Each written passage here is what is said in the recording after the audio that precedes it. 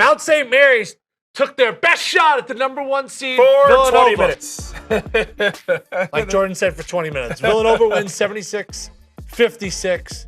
Donte DiVincenzo. His mother makes a wonderful sauce. I'll tell you that right now. Don't they call it gravy? He had 21 points. How about this? 13 boards. Both of those game highs. Josh Hart at 11, Jalen Brunson at 14. Mount St. Mary's tried to come back, but couldn't after that first half where they were oh so impressive. It put a scare into Villanova. DiVincenzo's the first Villanova player with a 20-10 game since Jason Frazier against Florida. Amityville, 516 in the house.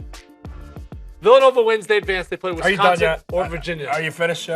Can you take anything from this game? No, you can't take anything. I'm glad you started that. You know you can't take anything from 1-16. That's just a formality. It's a formality game. It's fun to watch. Well, the 16 might do it. Second half, Villanova became Villanova. This team's built to survive in advance. They did it last year with a lot of these same pieces. And the difference now this year, there isn't really one. Because Jalen Brunson has been great at the point guard spot. Ryan Arcidiacono was a cult legend for a lot of reasons. They loved him. He had the name. He's a scrappy little white guard. He identified with everything Philly is. Well, now you've got an enhanced version of him. You got Jalen Brunson. It's in his DNA from his daddy. The guy can straight out play. He can manage a game. He can generate offense for his team. Josh Hart is a flat-out stud. They've got guys.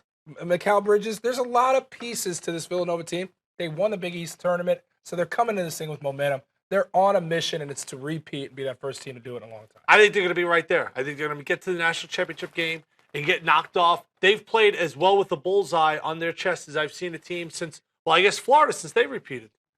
Villanova Duke at the Garden, and you're just penciling in Villanova. I love Villanova, but you love them like that too. I think that's the game we all want to see. Would not that be would be surprised. The biggest game of the tournament up until the championship game, right? That's the game I want to see the most. Nova Duke in the Garden. Duke UCLA Kentucky is a pretty intriguing one. UCLA North Carolina. Anyone in North Carolina? You're putting it in a Garden though. You're putting Nova, Big East Nova in the Garden. You're putting them against Duke. Who plays in the Garden just because it's a Duke? I mean, that's going to be a huge I don't know, Cornette. matchup. That Kentucky-North Carolina game earlier this year was awesome when Monk had like 100 points. Yeah.